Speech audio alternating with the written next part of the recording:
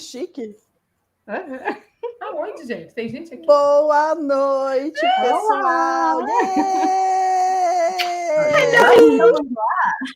Dileia! Né? Eu não tenho capa de Jedi e suponho que Jedi não usa óculos, né? Mas isso é o melhor que deu para fazer. Eu vim de fã, dia de feriado, né? Então, tá tudo eu vim de certo. Fã, não vim customizar. Né? Tá tudo certo. Deixei minha máscara de Darth Vader. Emprestei, não devolveram. A gente entra com um somzinho, né? Deixa eu fazer a sonoplastia. Faz sonoplastia aí. Isso. Eu entro com a minha iluminação, peraí, ó. Lightsaber!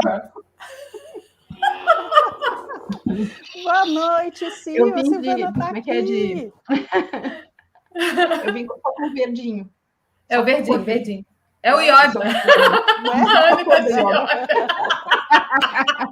Faltou as orelhinhas, assim, imagine as orelhinhas. Né? Preparada, eu vim. Né?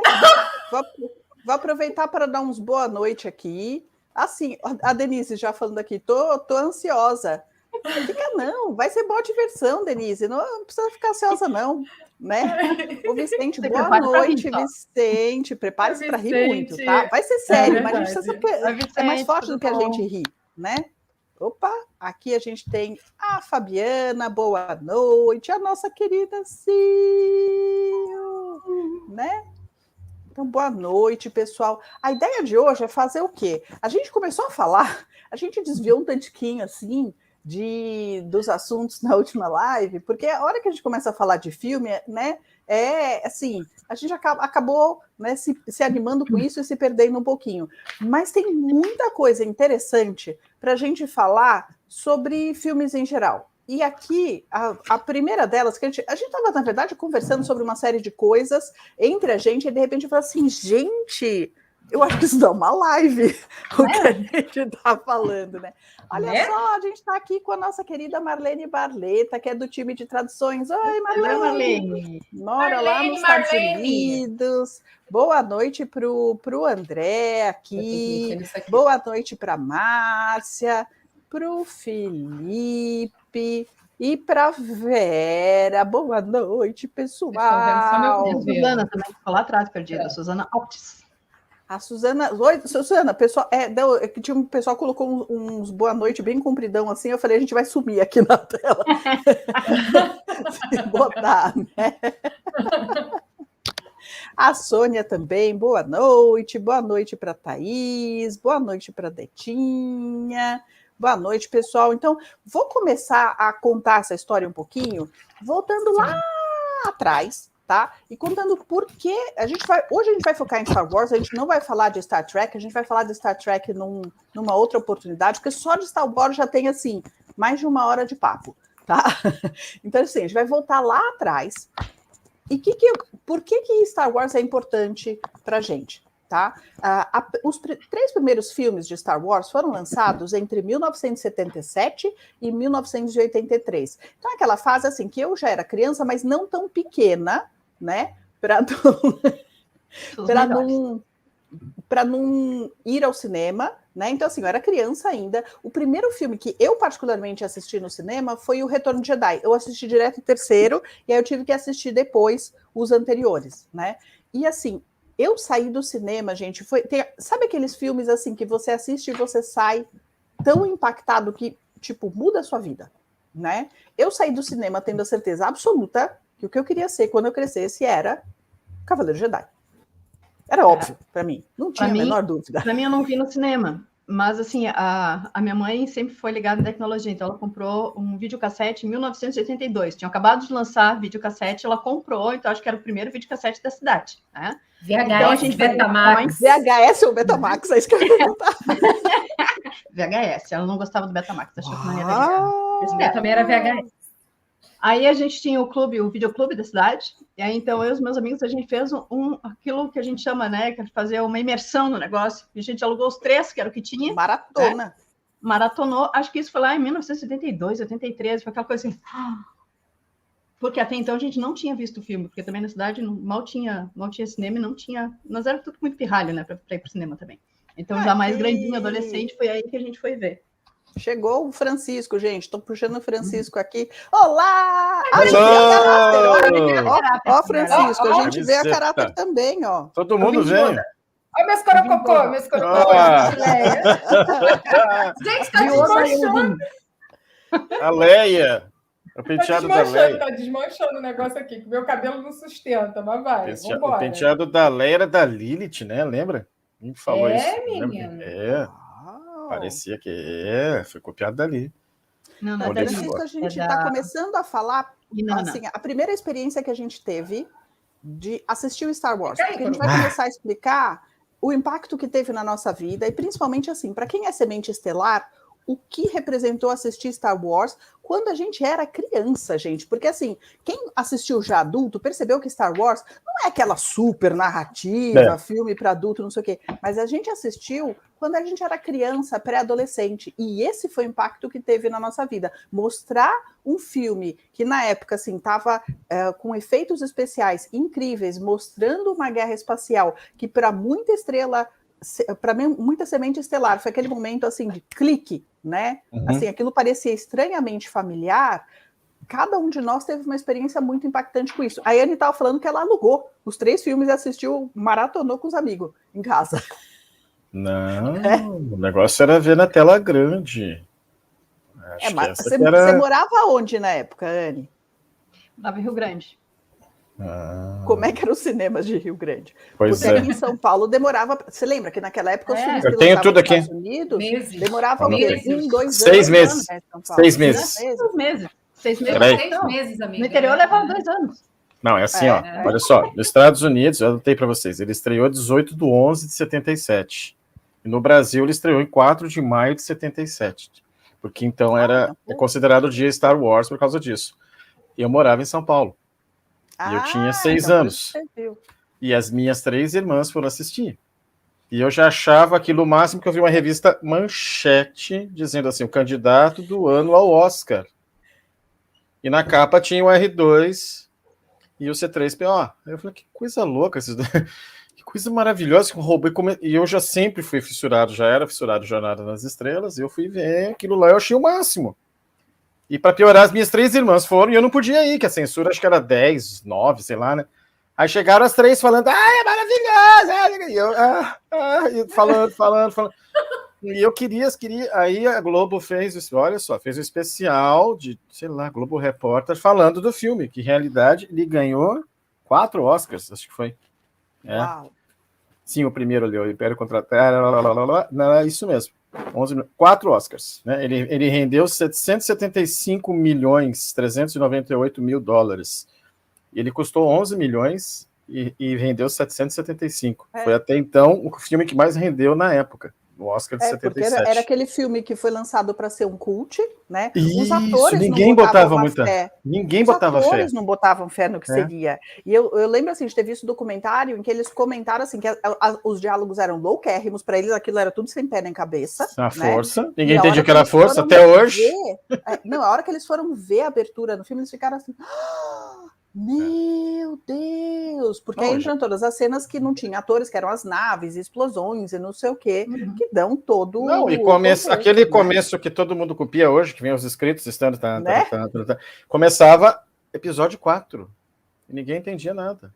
77. Porque ele pegou e dividiu em 2 partes, 1, 2, 3, 4, 5, 6, e começou pelo 4. Foi. Isso foi doido. Ninguém fez isso, né? Nunca tinha feito. Ele nem sabia se ia ter dinheiro para fazer o 5.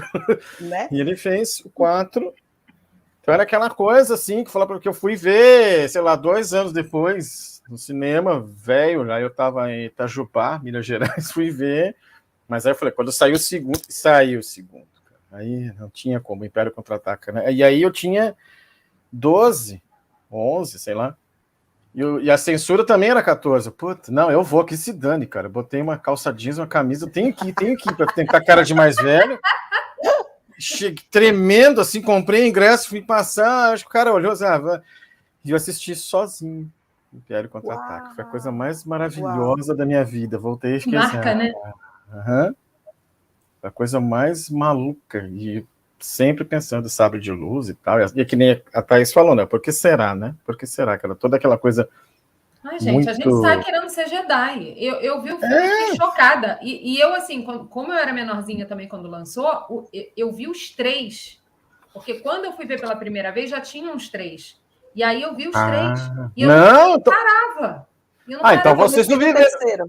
Vocês não viveram, então, a loucura que eu tô falando, que é do segundo pro terceiro. Que quando é congelado o Han Solo. Eu era muito pequena. Eu tinha esperamos... 3 aninhos. 3? Em 77 eu estava com 3 anos. Não, isso foi em 84. Aí eu já tinha. Não, 82, de 82, anos. Nós tivemos que esperar de 82, só quem me corrige, para 84, todo o planeta Terra, porque o Han Solo ficou congelado em carbonite e o Luke perdeu a mão. E aí? Foi, isso eu lembro. Então acabou. Não foi isso, não. Eu vi os 2. Eu vi os 2 primeiros, aí depois veio o terceiro. Foi isso. E acabou daquele jeito, assim. Eu me lembro eles olhando ali numa nave, naquela estelão, assim, né, na janela. Verdade. O Luke sem a mão, aí o robô tinha feito, e o Han Solo congelado. O Harrison Ford de estátua, né? E aí depois que veio, né? Aí já é o quarto, quinto, sexto. Foi justamente antes de lançar o terceiro. Porque ninguém tinha visto, porque era todo mundo muito moleque, muito pequenininho. Então a gente foi fazer a maratona no CD para depois assistir no cinema. É que ver os 3 deve ser legal, mas também que você tem esse espaço, como eu vivi junto, quando chegou o Retorno de Jedi. E aí, para mim, de tudo que da série, tudo aqueles primeiros 32 minutos, eu contei, acho, do Retorno de Jedi, é fantástico aquilo, cara. Quando eles vão lá, os 2 robôs batem no Jabba e o Jabba lá... E aí aparece o Solo congelado, aquele negócio lá, aquilo lá é um troço, assim, meu coração... Todo mundo no cinema... Quando ele fala, Jabba tá aqui, o Solo tá aqui, né, o meu troféu, o Solo tá congelado em carbonite. E aí você começa a ver, vem os robôs, o Luke manda os robôs, fala, poderoso Jabba, sai numa holograma, né? Estou oferecendo esses 2 robôs em troca da nossa amizade. E até o C3PO fala, não, apaga a mensagem está errada. Foi um barato essas sacadas de humor que tinha, né? O C3PO tem. E aí tava lá o Lando, você vê que o Lando tá lá escondido com o capacete no Palácio do Jabba.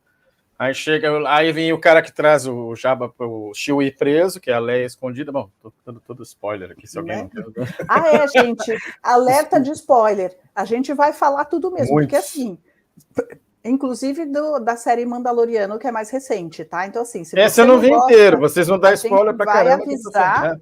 A gente vai avisar já, porque assim, para dar o contexto, a gente vai acabar dando spoiler. Queria trazer aqui o comentário, né, aqui da Fabiana, que estava falando o seguinte, que ela leu em algum lugar que o George Lucas lançou o episódio 4 primeiro, porque não tinha tecnologia suficiente para produzir os primeiros 1, 2 e 3. Não sei, Fabiana. Não acredito. Que era isso mesmo, olha só, a versão, e disso aí eu posso falar. O George Lucas, ele lançou o 4, 5 e 6 porque a história, ele escolheu lançar o 4, 5 e o 6 porque aquilo ali era o miolo da história, era a parte mais importante para ele. Isso, que ele achou melhor fazer ali. Ele tinha dinheiro para fazer os 6. Então, ele pegou, como ele já tinha todos eles, ele dividiu no meio e pegou o miolo e lançou. Não foi por causa da tecnologia, não. Foi mesmo porque ele achava que a concentração da história nos 3 episódios do meio, né, no caso, eram mais importantes do que as outras. Então, ele tinha que escolher, ele foi no meio. Vou trazer aqui um comentário da Yara, que está falando assim, eu não preciso assistir tudo, que ela viu só o primeiro e não curtiu, agora precisa se atualizar. Yara, então deixa eu te avisar. Na verdade, assim, Opa, desculpa, gente. Trouxe aqui o da Cristina. Boa noite, Cristina. Oi, Cristina.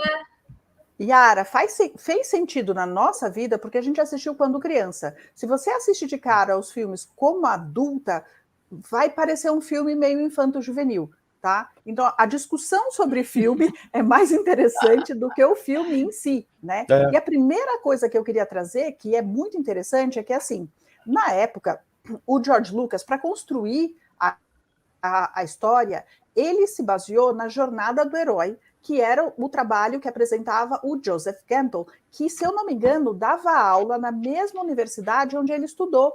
Então, conforme ele foi escrevendo a história, ele foi checando com o Campbell sobre os personagens, se era aquilo mesmo ou não, porque é uma história atemporal, são arquétipos atemporais, em que ele deu aquela roupagem, né, espacial e tudo mais. E aí eu queria pedir para a Anne contar para a gente um pouco sobre essa história, assim, do Campbell e qual a importância da jornada do herói, que é, na verdade, assim, é um estilo, é um tipo de história arquetípica que está presente em quase todos os filmes, né? É muito básico isso, e ele usou com muita maestria, com a roupagem galáctica, né, espacial, para a nossa geração quando a gente era criança. Quem fala bastante da jornada do herói, inclusive, é o David Wilcock. Ele baseou uma parte do terceiro livro dele, se não me engano, ele fala muito da jornada do herói, porque ele traz isso, que a jornada do herói, hoje ele é a base de tudo que é filme de Hollywood. Diz que assim, escolhe um filme, especialmente filme de ação, vai estar dentro da jornada do herói. Inclusive, já tem assim, meio que em código, apesar de ser uma coisa meio velada, o tempo de duração de um filme dentro de cada um dos atos da jornada do herói. Quando a gente vê a distribuição, são 12 etapas. Alguns lugares vocês vão ver em 8, mas assim, a definição do campo são em 8 passos, dividido em 3 atos. Depois eu vou falar direitinho. Então, para a maior parte dos filmes, o primeiro ato, ele dura até 40 minutos. Ele pega basicamente metade do filme, né? Ou quase metade do filme, considerando um filme de 1h30.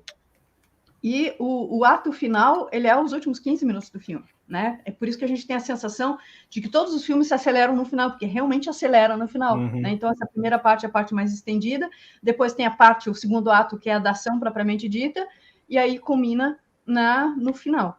Então, o David Wilcock fala muito isso, porque ele fez um roteiro de um filme que era sobre o Despertar, e eles nunca conseguiram rodar esse filme, porque ele levou o roteiro que ele fez com mais alguém e não se encaixava na jornada do herói. E aí simplesmente não era aprovado, né? E aí alguém deu a dica para ele acompanhar, que tinha que estar dentro da jornada do herói e descrever daquela forma. Então, ele refez tudo isso, acabou contratando um outro roteirista para trabalhar junto com ele para fazer o tal do filme que até agora não foi rodado. Mas, enfim, pausa. Quem é o Joseph Campbell? Fala. Não, eu queria perguntar só uma coisa que me vinha à cabeça. Você falou da jornada do herói, depois eu não sei tanto. Isso aí tem alguma coisa a ver com o que fizeram no Ben-Hur? Toda aquela história, da onde ele começou e tal, dá o rolo, e vai tudo pro brejo, e parece que não tinha saída. Todos os filmes se acompanham. Porque você falou, veio na cabeça, assim, Ben-Hur, na hora. De uma forma simplificada, pega o Ben-Hur, sim, mas o Ben-Hur, se eu não me engano, ele foi gravado antes do Campbell oficialmente publicar isso aí, assim. Ben-Hur é de 56. Né? Então, 56, e o Campbell, acho que ele publicou isso depois. E aí, assim, como ele estava na costa oeste, perto de Hollywood, e tinha muita gente estudando cinema lá na região, então foi um negócio meio que ele botou, tipo, um esquema de trabalho em cima disso que facilitou a compreensão para todo mundo. Mas como a gente está falando de jornada arquetípica, claro que ela está presente em boas histórias, em geral, né? Esse livro foi publicado em 1949. Então, assim... Joseph Campbell, ele era professor de literatura e especialista em mitologia. Só que ele era muito inspirado em Jung. Então, ele pegava toda aquela ideia dos arquétipos e como que a gente acessa o inconsciente, como que o inconsciente se comunica. Então, diferente do consciente, que é a linguagem concreta, a palavra, a forma, a ação, o inconsciente, ele usa toda essa parte simbólica, uma parte onírica, para se manifestar. E ele usa, então, daí que vem o conceito dos arquétipos, né? E também as coincidências, que a gente vai chamar, obviamente, de sincronicidade, de acordo com Jung. Né?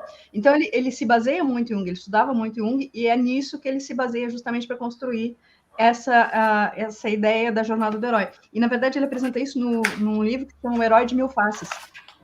Foi publicado em 1949, né?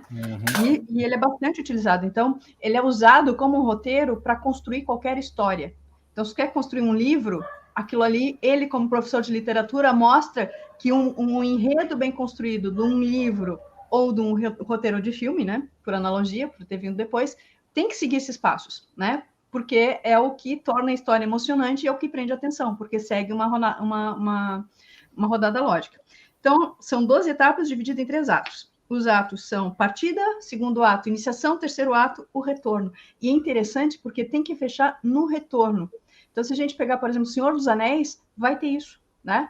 Sai lá do condado e termina com o retorno dos hobbits para o condado. Porque tem que voltar para o local de origem para fazer a diferença na base, de onde começa a história, onde é o local de pertencimento do herói. Porque senão a transformação não afeta o contexto do herói, vai afetar outra parte do mundo. E não é o interessante, porque todo indivíduo tem as suas raízes, e as raízes são importantes, por mais que a gente, em algum momento, vá abandonar, e vai alçar voo e vai ganhar mundo, né? Então, é muito interessante essa ideia que tudo fecha no retorno. Só que o herói, quando retorna, ele é uma pessoa diferente. Mas vamos lá. Então, quais são os atos?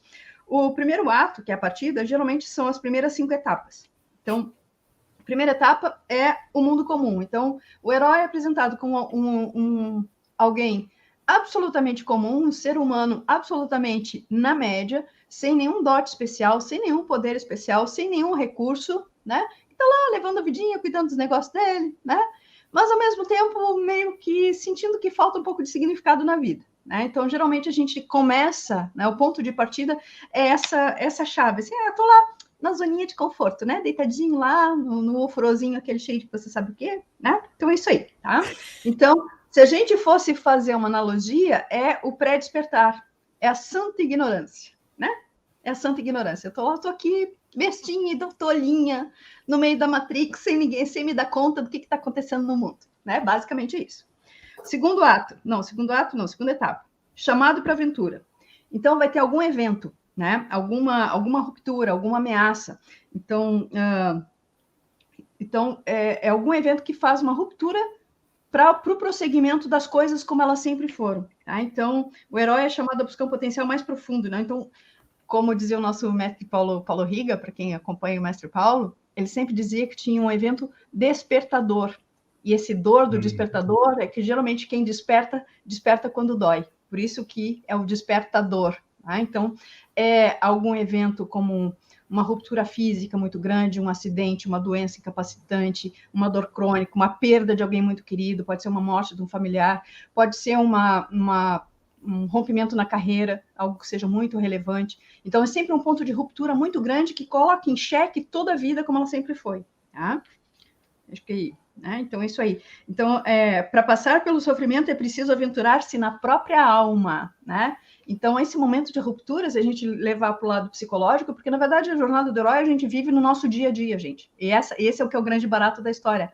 A gente tem que fazer da nossa vida a nossa própria jornada do herói. Por isso que todo coach vai dizer, seja o herói da sua própria história, né? Não larga o poder alheio, porque senão vou estar mandando outra pessoa ser o herói da minha história, né? Vou ficar esperando o Salvador, ele vai ser o herói, e eu vou ficar fazendo o que na minha vida? Que roteiro porcaria é esse que eu sou o adjuvante, né? O cocô adjuvante da minha história. Ora, me perdoa, né? Então, tem muito a ver com isso, esse processo de autoconhecimento, de ir lá buscar as próprias sombras e achar as fraquezas, mas também as forças internas, tá? O terceiro passo é a recusa ao chamado. Então, é aquele ponto em que o herói vai ser confrontado e ele vai ter que dar um salto de fé, né? Então, ele vai dizer, não, é muito difícil, vou ficar aqui no meu ofurô de cocô, que já conheço, tá quentinho, minha zoninha de conforto, tá ruim, mas tá bom, né? Porque é o medo do desconhecido, é o medo de se jogar, é o medo de enfrentar as próprias sombras, né?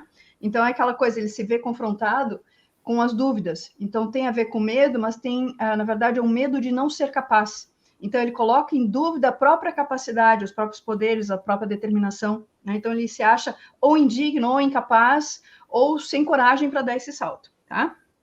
O próprio Campbell dizia que a caverna em que você tem medo de entrar contém o tesouro que você procura.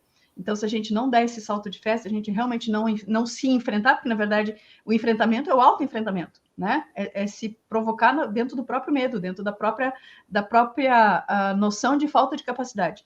Então, é aí que é o primeiro passo realmente de sair para fora. Então, o confronto aqui é entre se jogar no mundo e ver o que o mundo pode oferecer, ou permanecer na ignorância feliz, né? E ele usa esses termos, na ignorância feliz, né? Na santa ignorância, como a gente diria aqui no Brasil, né? Que é a história da pílula azul e da pílula vermelha de Matrix, né? É exatamente esse momento. Exatamente. Né? Então, quando a gente começa a dissecar esses pontos, a gente começa a identificar em vários pontos, né? Lá eu estava vendo um negócio agora há pouco tempo do Senhor dos Anéis, a mesma coisa, quando o Gandalf vai lá convidar o Frodo Ele diz, não quero vir tomar chá amanhã, eu não quero, mas não quero voltar amanhã, e aí eu já penso melhor, e aí eu já vou, porque veio os anãos tudo junto, já ficou todo animadinho. Enfim, né? Então a gente consegue identificar isso em boa parte dos filmes. Tá? E engraçado, sim, que não é só em filme, o mais legal de tudo é que não é só em filme de ação, né? Até nas comédiazinhas românticas a gente consegue acompanhar esse passo a passo, né? E se um filme não fez sucesso, pode ter certeza que ele não seguiu a jornada do herói. É porque ele não faz sentido, né? Estou lembrando também de Dr. Zhivago. Fantástico isso aí. É a mesma coisa.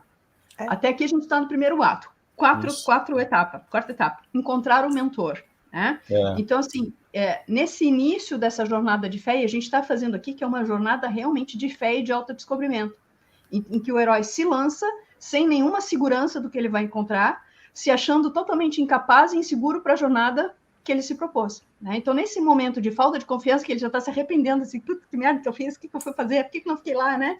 E assim, a partir do momento que ele aceita o negócio, não tem muito como voltar para trás, né? Não tem como mudar, tudo já mudou. Porque quando ele toma essa decisão de seguir em frente, ele abdica daquilo que ele conhecia. Então, nesse momento, ele encontra um mentor. E é interessante que esse mentor não necessariamente é alguém que altamente capacitado ou que seja muito hábil. Pode ser alguém que passou pela mesma etapa que o herói está passando e que falhou. Mas que vai ser o exemplo, diz, olha, se você desistir agora, vai ficar como eu. Isso também é um mentor, né? Isso é muito legal, esse conceito de que o mentor não necessariamente é alguém maior ou mais capacitado, ele não necessariamente vai ser o mestre que vai te ensinar tudo, mas ele vai te dar o exemplo dentro daquela capacidade que ele tiver. Isso é bem interessante também, né?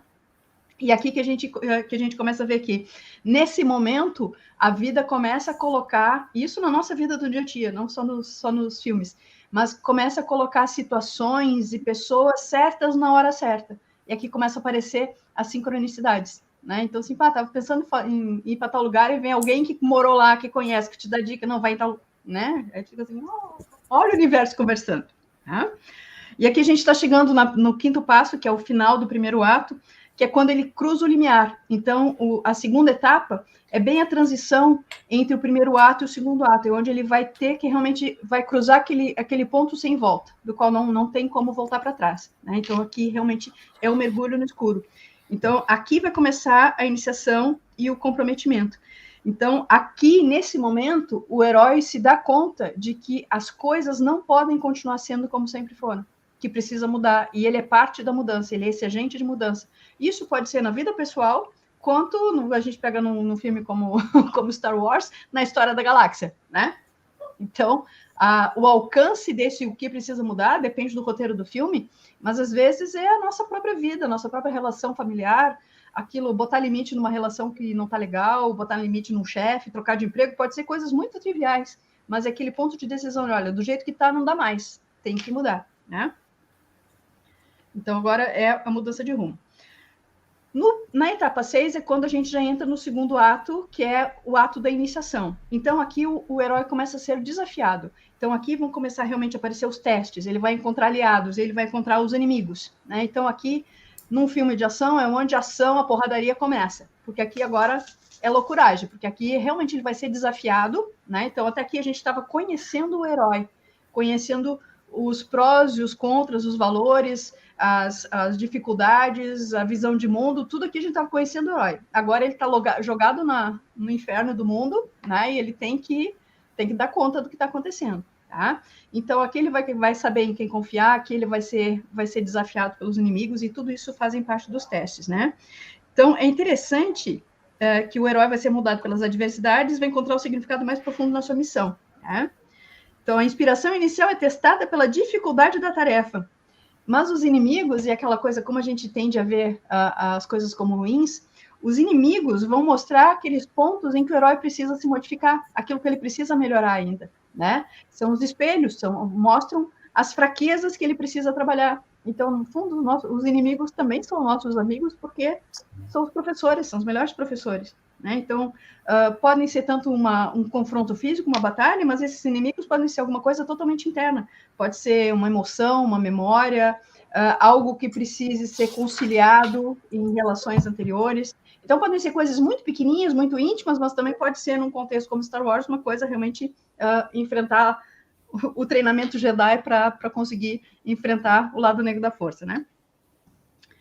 Na etapa 7, quando ele se aproxima da caverna mais interna. Então, aqui a gente vai mergulhando. Então, todo o segundo ato, o processo de iniciação, é como se a gente estivesse no mergulho. Tá? A gente está afundando.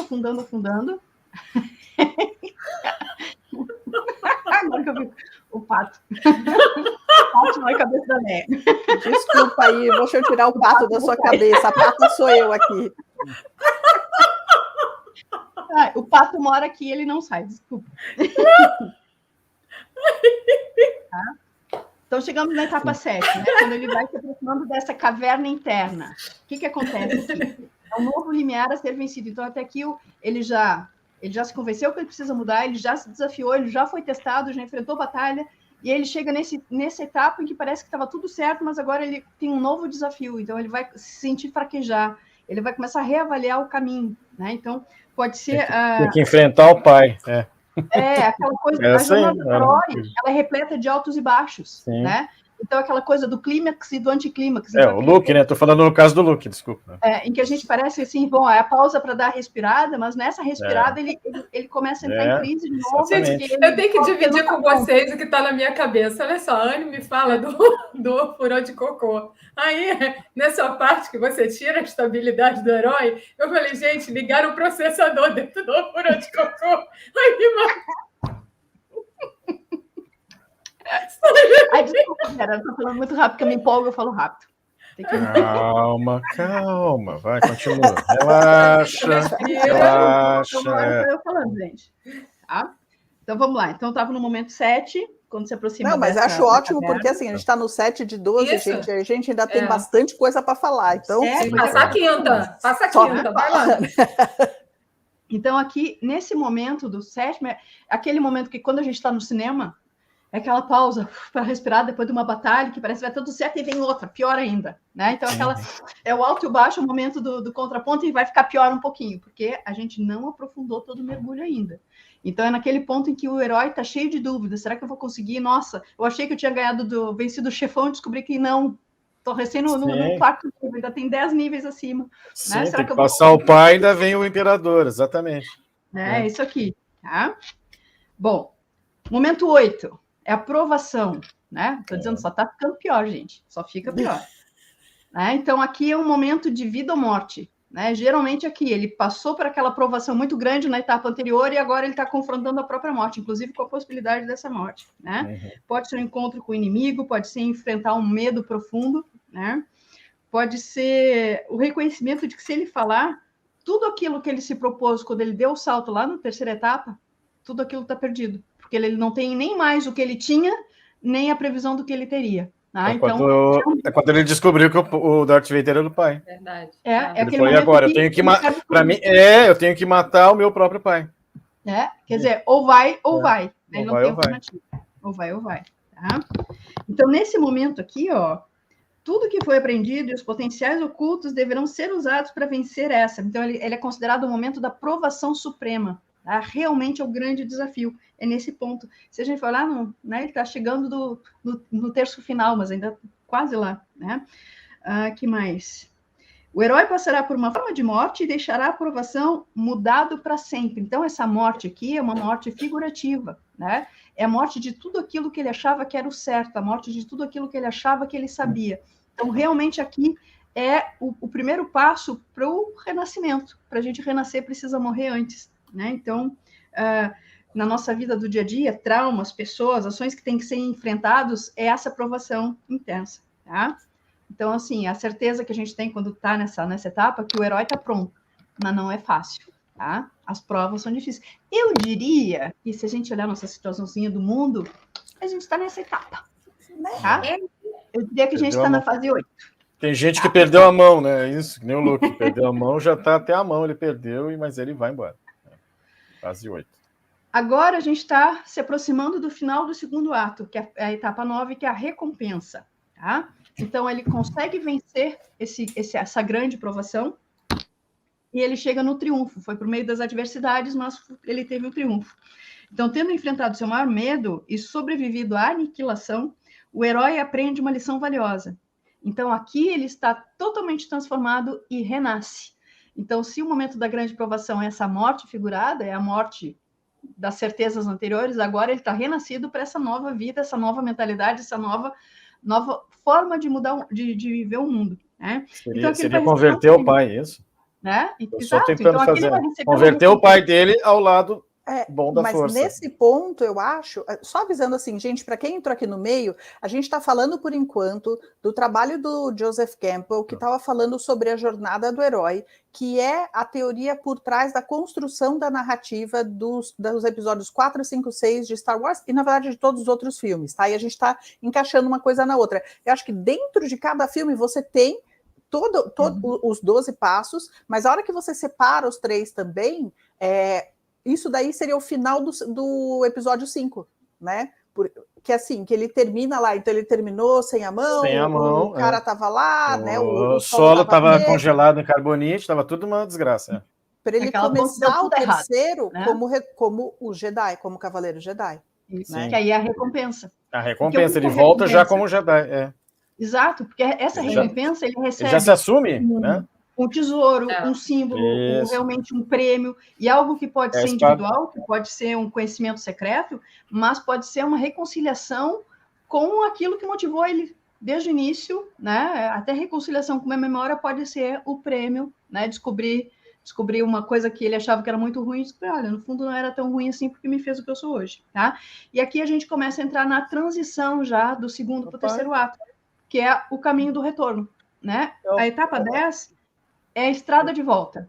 Tá? É o que você falou, é o pai. Quando ele vem e fala, não é tão ruim o Darth Vader, porque eu sinto, né, que ele tem o bem dentro dele. E eu vou fazer uma maneira de florescer o bem de dentro dele. Continua, desculpa. Bom, etapa 10, a estrada de volta. Então, aqui, nesse momento, o herói, ele, pela primeira vez, ele tem consciência da própria responsabilidade, né? Até então, ele estava motivado pelo desafio e pelo medo, né? Estava sendo impulsionado porque ele foi empurrado para aquilo muitas vezes, e agora, depois da grande provação e da recompensa, ele assume a própria responsabilidade. Então, ele sabe realmente o poder que ele tem e sabe a responsabilidade que ele tem com esse poder. E isso é muito interessante também. Tá? Então, agora ele começa a ter a consciência das consequências das ações. E aqui ele precisa de um catalisador para fazer a jornada de volta ao mundo comum da onde ele partiu. Porque o que realmente vai dar significado para a jornada é o retorno ao ponto de partida. Como alguém diferente que vai dar o exemplo e dizer, olha, eu consegui ser isso. Olha quem é que está aqui. O Demis, a Ana Cabral, a Naná. Demis! Naná, beijo. Naná, Ana Cabral. E o que vai ser esse catalisador para dar o início da volta? Né? É justamente a etapa 11, que é a ressurreição.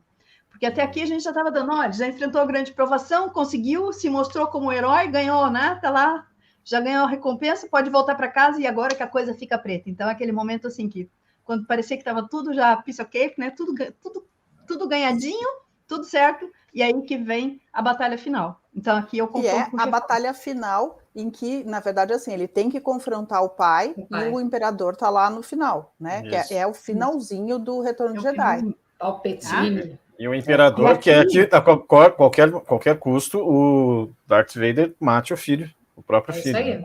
Que é o único jeito. Então, aqui, realmente, ele vai ao encontro da própria morte. E no herói transformado, tá tudo certo.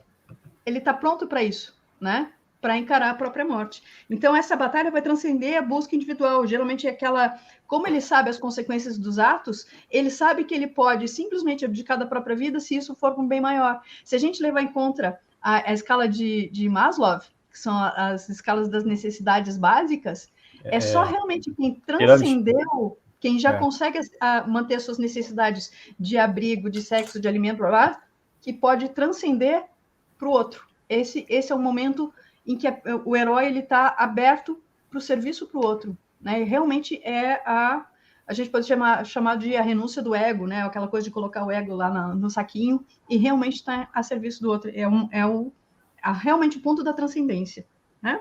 E finalmente a gente chega na etapa 12, que já é o final do terceiro ato, que é o retorno com o elixir. Ele usa esse termo, o elixir, né? Então é a volta para casa com uma transformação pessoal completa, né? E então ele vai voltar, ele vai ser reconhecido pelos seus pares, mas como alguém que está extremamente diferente, muito mudado, né? Então, nesse momento em que ele fecha o significado da mudança pessoal, da própria jornada em si, né? Que ele vai autoafirmar tudo que ele percorreu e só fez sentido quando ele vê o quanto ele mudou ao voltar para casa.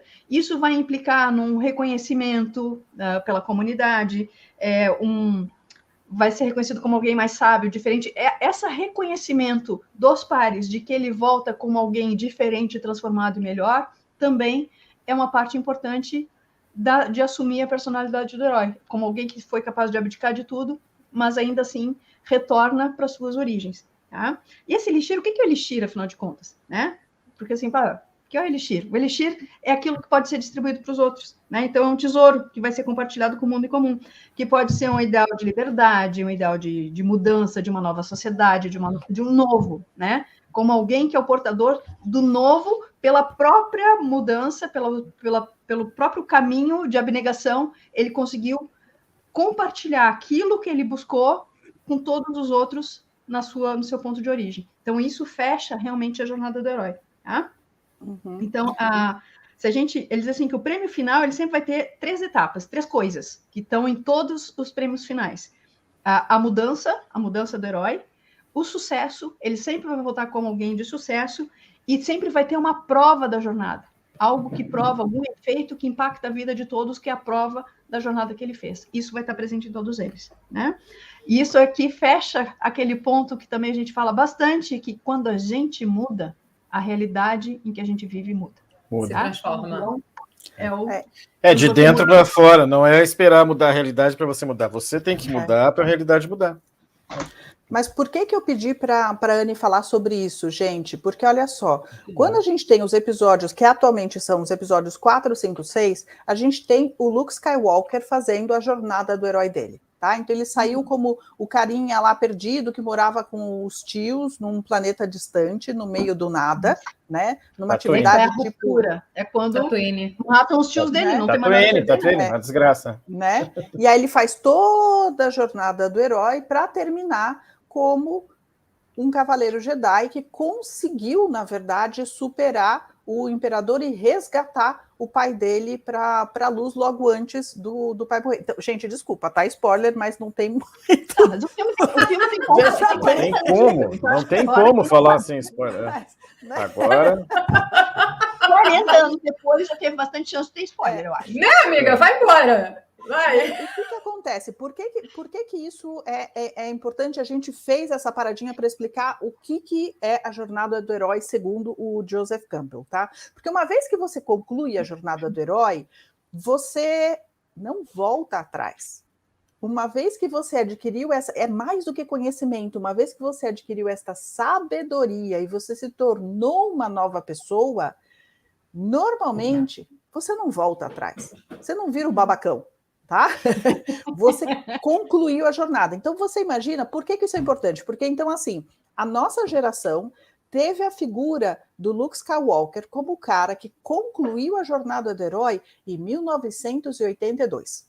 Tá? 83, Francisco, é isso, né? Quando lançaram o Retorno de Jedi? 82, 83. Acho que 84. Então, nessa fase, entre 82 nos Estados Unidos, acho que chegou no Brasil em 84, mas nesse período, mais ou menos, então o Luke Skywalker conclui a sua jornada do herói, tá? Depois disso, assim, mais de 10 anos depois, assim, o George Lucas, que aí já era, né, trilhardário e tudo mais, resolve, então, produzir os episódios 1, 2 e 3, que eu não vou entrar aqui no mérito, mas é a jornada do anti-herói, que é toda a construção do que veio a ser o Darth Vader para explicar por que o cara virou aquilo que virou, né?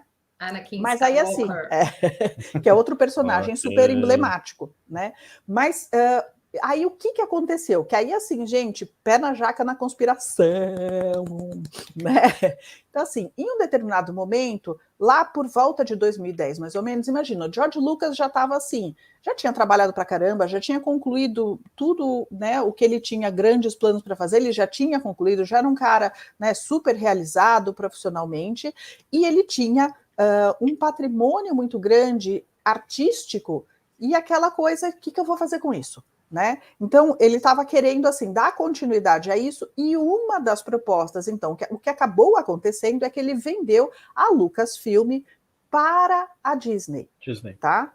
E aí, neste momento também, vai aparecer uma figura muito importante chamada Kathleen Kennedy, tá?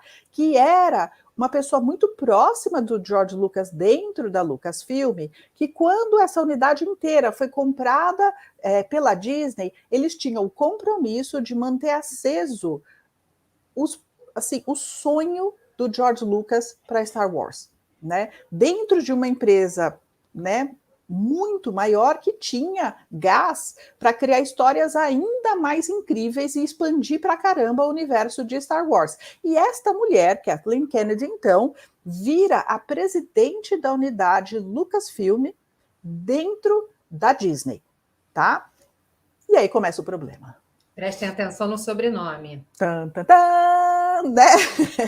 E aí, assim, agora pé na jaca, né? Nas conspirações. Então, aqui a gente está, assim, fazendo uma série de elucubrações, né?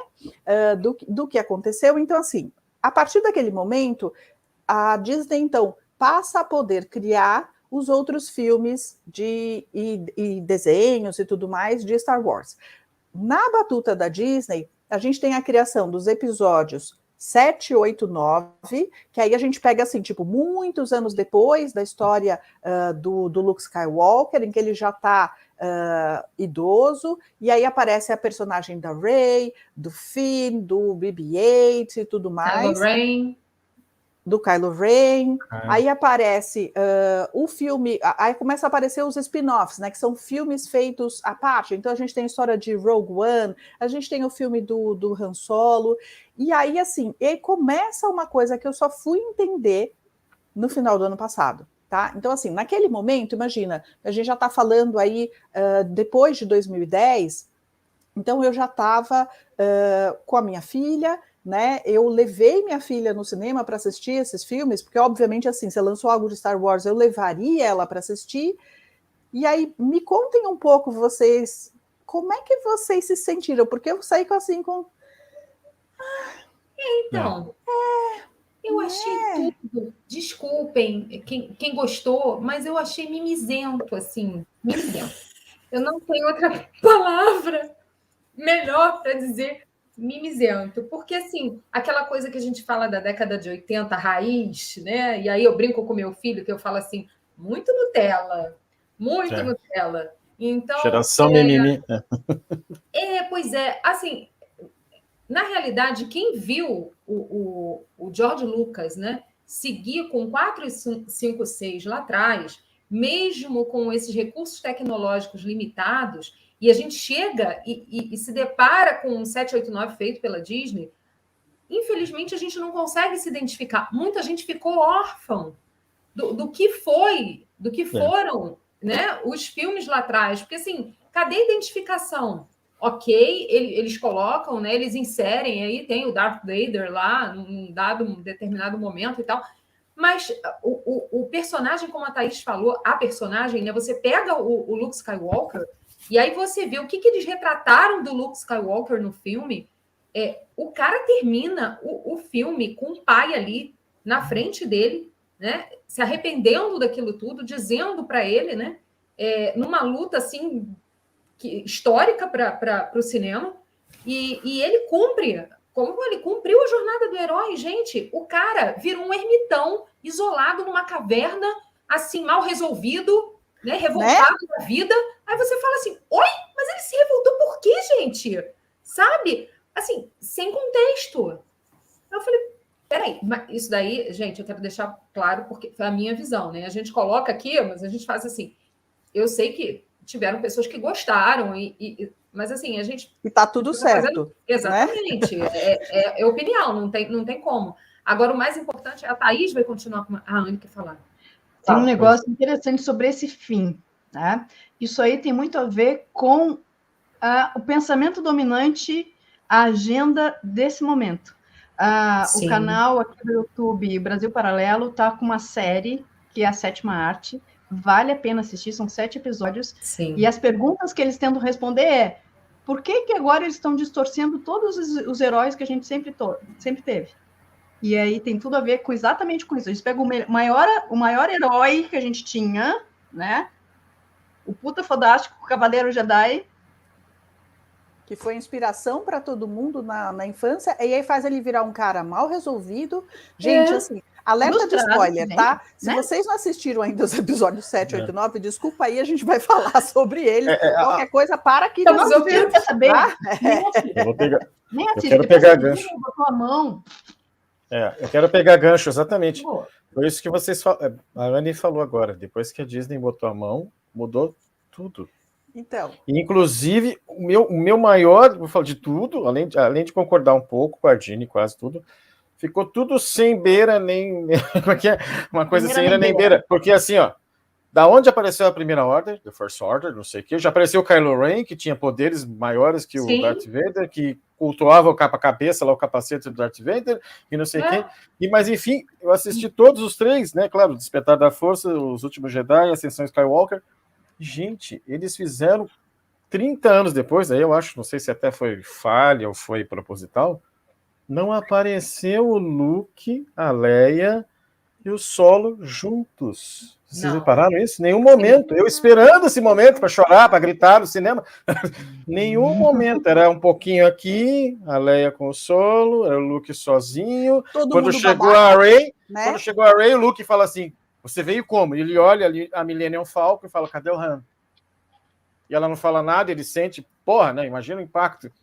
Lógico, ele como Jedi sentiu que o Han tinha feito a passagem, né? O Han Solo tinha falecido, e ficou naquilo assim, e mataram o Han Solo também, que eu achei até eu discuti muito com meu sobrinho, uma morte estúpida, babaca. Dizem que a morte foi uma exigência do ator. A morte dele foi uma exigência... Não, como foi? Como foi, eu questiono. Como foi? Uma idiota, o cara chega lá e traz o próprio filho para ele. Por que o Mark Hamill estava revoltado quando lançaram o episódio 7? Mas achei estranho. Personagem não fazia mas tem coisa aí. Tem coisa porque eu vi fotos. Claro, eu vi fotos deles todos reunidos, discutindo com papel na mão o roteiro, o Harrison Ford, o Mark Hamill, a Leia e o pessoal, e o Jorge Lucas, todo mundo assim, vai ficar maravilhoso antes do 9, 8 do 7, né? Vai ser maravilhoso. E a única coisa, vou dar mais spoiler que eu achei legal, foi aquele final lá do Luke. Já dá um monte mesmo, né? Aquilo eu achei fantástico. Na hora no cinema eu saquei, assim, não sei se vocês sacaram, né? Que o Kylo tá puto da cara e vê ele lá e fala todas as armas em cima dele. E ele tá quieto e começa aqueles. Todas, sei lá quantos tinham lá jogando raio em cima dele, até nave e tal. Ele usa força. Ele tava em projeção. Não, aquela hora da caverna. Ele tava em projeção. Aquilo eu achei o máximo, cara. Mas por que ele tinha que morrer depois? Porque ele usou. Eu entendi assim, ele pegou toda a força dele, ficou em projeção. Qual a mensagem subliminar? Não faça projeção que você vai morrer. Essa é a mensagem subliminar. A mensagem não ficou legal. Ele poderia voltar. Sim, ele fez aquilo e poderia voltar. Mas enfim, né? Vamos lá. Segue. Gente, e as midi-chlorians? Onde é que ficam nessa história? Quer dizer, ele morre? O que eu interpretei dessa história assim, gente? A Disney, a gente sabe que lá atrás, na época do seu Walt Disney, né? que tá congelado em carbonite, não? Né? Congelado, né? Ele tá congelado, vocês sabem? É o único homem que está congelado. Sério? Porque o Walt Disney, vou procurar aqui. O Walt Disney está congelado, esperando uma tecnologia, ele está congelado. A exigência dele se chama reencarnar. Walt Disney. Ou ele espera um entrante, alguma coisa assim, diferentemente, mas ele está congelado, o Walt Disney. Vocês não sabiam? Sempre soube. Não sabia disso. Chama criogenia. Criogenia, que é o que eles estão tentando usar, assim, passando para a mídia normal, para quem acredita em tudo que é, né, a mídiazinha nossa aí, terceira dimensão, que é o que eles vão usar para as naves irem até Marte, como se a gente nunca pudesse ter chegado em Marte de maneira alguma, né? O que eu faço é uma palhaçada.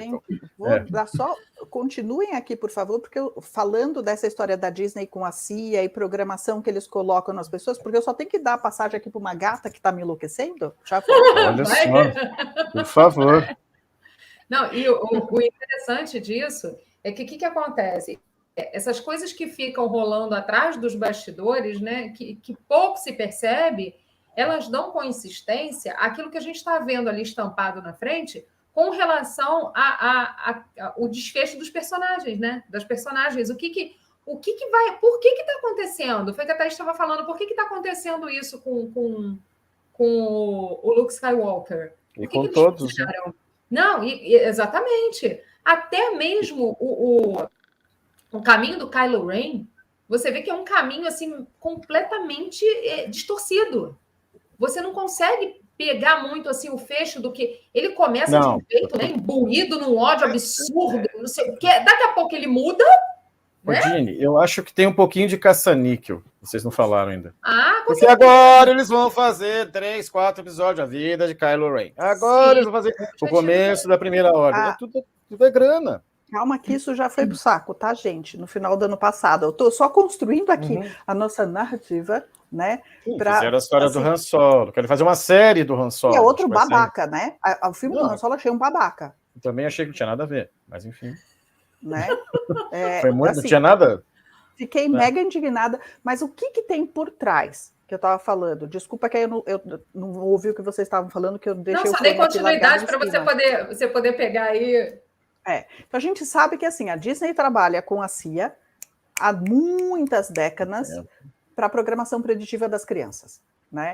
E aí, assim, qual que é a programação que está sendo embutida nos filmes na última década? É o que os americanos chamam de SJW. Se vocês ouvirem essa expressão, ela significa Social Justice Warrior, que são conhecidos como os guerreiros da justiça social. Então, são as pessoas que se sentem imbuídas, e isso é genuíno e legítimo, tá? Da necessidade de lutar por aqueles que eles consideram minorias e desfavorecidos, incluindo aí todos os gêneros além dos tradicionais, todas as opções de sexualidade além, né, da tradicional, todas as etnias consideradas menos favorecidas e coisas do gênero. Né? E aí, então, entra essa história da Kathleen Kennedy se identificar com essa agenda da SJW, né? E querer embutir nos filmes, no episódio 7, 8, 9, essas agendas. Então, não é por acaso que a personagem principal é uma mulher, tá? Porque tem que ser uma mulher nessa altura, não pode ser um homem. E a história de você destruir o Luke Skywalker também tem, e os outros personagens masculinos vem dentro dessa agenda de que, assim, você não está buscando igualdade. Na verdade, você está tentando provar que as mulheres são melhores do que os homens. É isso que está por trás também, né? E se você olha para a personagem da Rey, na verdade, ela tem uma, digamos... gênero e sexualidade fluida, como eles gostam de falar, né? Que é a imposição dessa agenda em cima da nova geração, criando referenciais de gênero e sexualidade fluidos para a nova geração começar a achar que assim, todo mundo é assim, porque os filmes que eu estou assistindo são assim, então todo mundo é assim que eu quero ser, né? E aí começa da normalidade, né? E além disso, assim, o que dizem nos bastidores, né, é que assim, essa Kathleen Kennedy tem um ego do caramba e ela queria provar que a criação dela estava muito além do que o George Lucas jamais foi capaz de fazer. E que ela estava atualizando e iria muito além sob a batuta, ou seja, com a grana da Disney, né? Então ela começa a impor uma série de agendas. Mas aí, assim, além dessa agenda, né, de justiça, pretensa justiça social, porque aí você tem um personagem negro, aí você tem a mulher que é a heroína principal, você vai encontrar personagens asiáticos e não sei o quê, em contextos que são meio forçados, né? Do meio não, né? Para preencher são forçados. São forçados. Né? Eu quero saber onde é que ficou as minorias de todas as outras 513 raças extraterrestres. Como é que eles conseguiram botar? Né? Faltou. E aí, assim, outras coisas que me chamaram a atenção. Não tem nenhum venusiano no filme. Não. Conseguiram isso? Olha o preconceito. Cadê, né? Cadê os arturianos e os pleiadianos? Agora eu vou falar. Os andromedanos também. Cadê os andromedanos? Cadê os sirianos? Não. Pleiadiano nessa altura não pode falar, não, porque eles são caucasianos, então não pode.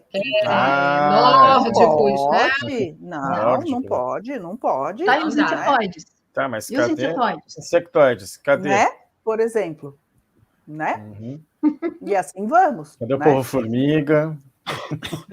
E aí, o que eu comecei a perceber também nessa última narrativa, tá? Por trás disso. Então, assim, o que as pessoas começaram a perceber é que, a uma certa altura, a proposta da Kathleen Kennedy era de apresentar o que se chamava em Hollywood de girl power, que é o poder das meninas. Então, de trazer referencial de personagens femininas, né? Só que, assim...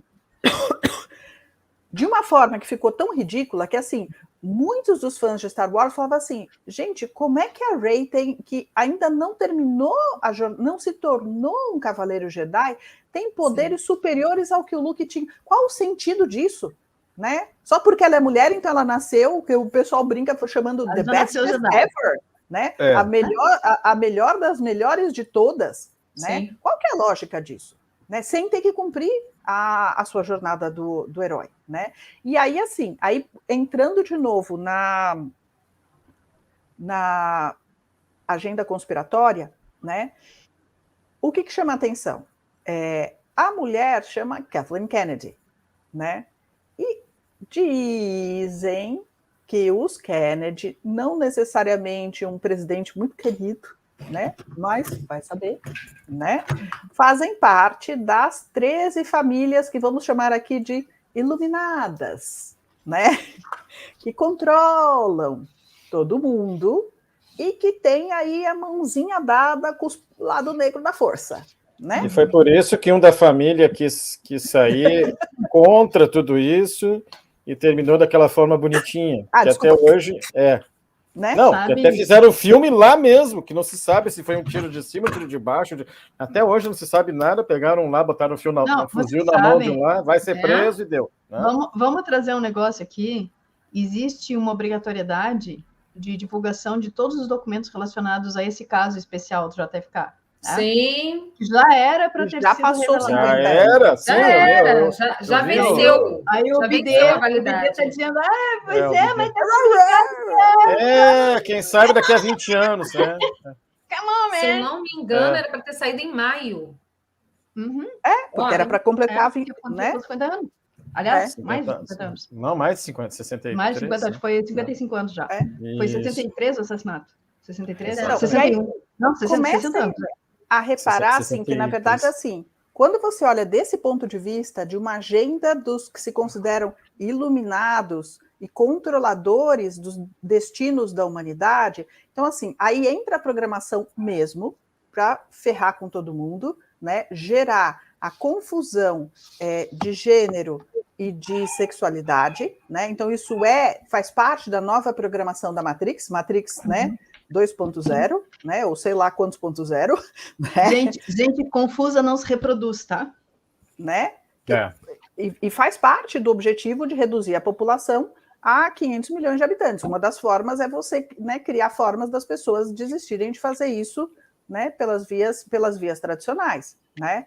E aí, o que eles começam a fazer também? Se vocês repararem, no final... Gente, desculpa o spoiler, tá, gente? Mas assim, né, o episódio 9 saiu há quantos anos atrás? Né? Tem como. Vocês repararam que no final do episódio 9, na verdade, assim, a Rey, que se apresenta como Skywalker, herdeira de Skywalker, na verdade, ela é neta do Palpatine, que é o imperador do mal. Então, qual que é a mensagem no final das contas? Não, quem vai carregar a luz e a humanidade são os descendentes dos iluminados da escuridão. Do Sith. Né? A hora que eu vi aquilo, assim, eu virei e falei assim... Eu lembro disso, eu vi. Sério esse negócio? Eu prestei atenção. É muito estranho isso. É muito estranho.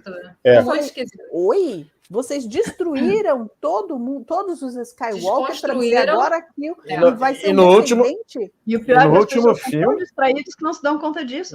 E no último filme apareceu...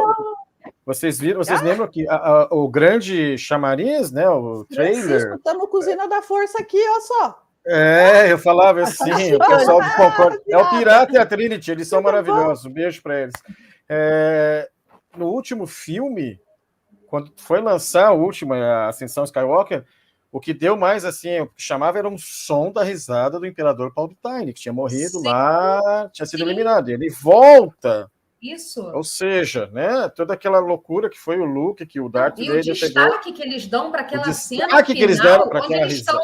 Eles estão literalmente no covil dos Sith, né? Exatamente. É uma coisa absurda e desconstrói completamente toda a história Skywalker, ainda remete à ideia de que Skywalker é fraco, perto, né, da força. A força do Sith, isso. Né? Diante do lado negro da força. O lado negro vence. É isso. E você faz assim, gente, é isso mesmo que eu estou entendendo? Não. Eu estou... é isso. Que a conclusão é exatamente o que você fez. Quando a Nadine fala isso aí, é que muitos vão chegar.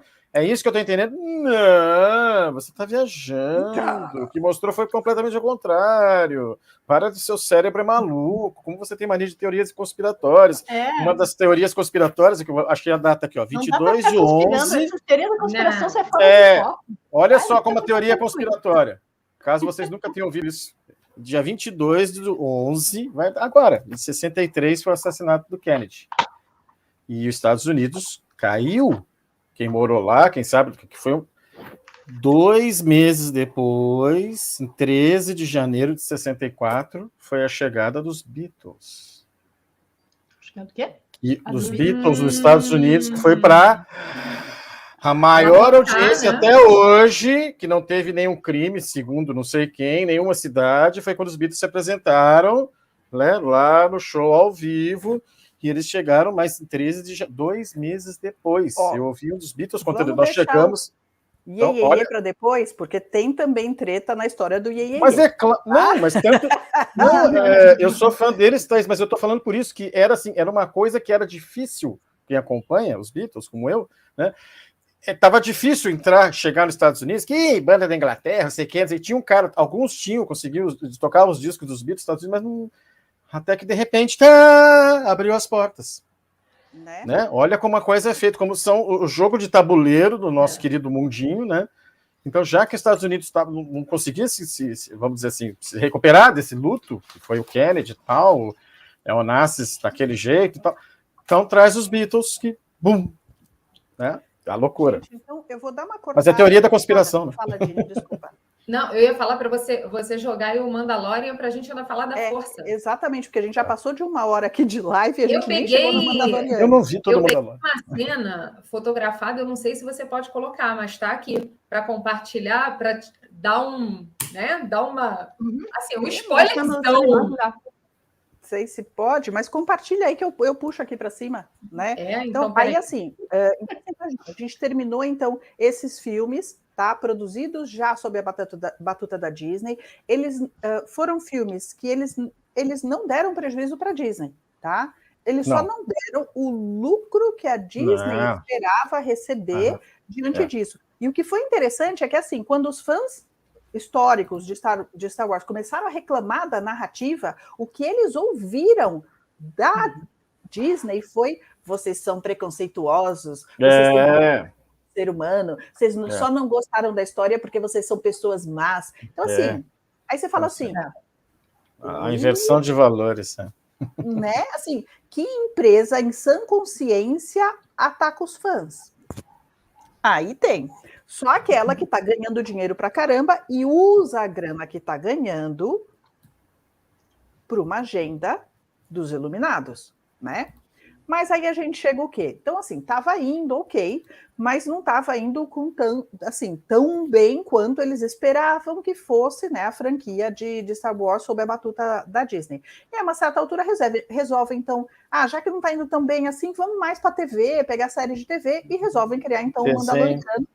E aí começam, os desenhos estavam indo bem, mas é assim, coisa de TV, né, diante do cinema. Tem muito desenho. Não geram a grana que os filmes geram. Não geram, nem os livros. E aí, assim, então eles começam a fazer o pitch para descobrir que diretor tocaria o projeto do Mandaloriano, né? E quem acaba levando o projeto foi o Jon Favreau. né? Que foi o cara que já tinha erguido a Marvel, né? Que é um cara super simpático, um gordinho super simpático, bom pra caramba, né? Nas coisas que faz, que tinha conseguido erguer o estúdio Marvel com o Homem de Ferro, né? E que agora então se propõe, e foi interessante que a proposta dele, quando ele estava fazendo o pitch dele para a Disney, ele falou que assim, ele não pretendia criar o Mandaloriano com base no que em todo o acervo de Star Wars que já tinha sido criado. Ele pretendia beber da fonte em que George Lucas tinha bebido para criar os novos episódios, para criar essa série. Então, aí ele retorna, assim, ele retorna para o Joseph Campbell e ele retorna para todos os estilos cinematográficos. Então, você vai reparar que, assim, na série Mandaloriano, tem episódios que são assim, é um episódio que é um filme de samurai, tem outro episódio que é faroeste, né? Então ele vai pegando dessas fontes e criando episódios específicos para cada um deles. E aí cria a... Gente, eu tô com uma gata aqui comendo cereja. Ó. Ela tá fazendo... Ela tá parte da conspiração. E aí, assim... então, quando ele começa a criar o Mandaloriano, de repente, claro assim, por conta do gênio dele, ele acerta na mosca. E ele cria o tal do personagem Baby Yoda, que é porque a Disney ganha muito dinheiro com os brinquedos, com a venda dos brinquedos e tudo mais. E virou um personagem icônico, que mesmo quem não viu Mandaloriano já acha lindo, maravilhoso, não tem nem ideia do que o Baby Yoda é, né? E que esse nem é o nome dele, né? Que Baby Yoda nem é o nome dele. E aí você começa, então, começa a ficar evidente, a primeira temporada de Mandaloriano foi exibida em 2000 e... a gente está em 2019, tá? Em 2020 foi exibida a segunda temporada, e aí começa a ficar evidente o que o pessoal que curte pra caramba Star Wars começou a chamar de uma guerra civil dentro da Lucasfilm. Porque a gente tem, de um lado, a equipe da Kathleen Kennedy defendendo, na verdade, assim, séries cada vez mais focadas no lado escuro da força, né?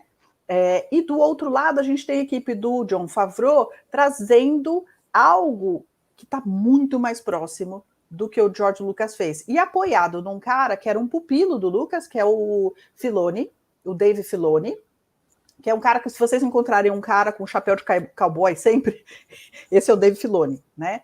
E os dois, então, começaram a receber direto input do próprio George Lucas, que visitava o set, que dava, né, uma ideia aqui, outra ideia ali, tudo mais, para que eles transformassem num mega sucesso que foi, né? E aí, assim, gente, de novo, mega alerta de spoiler, tá?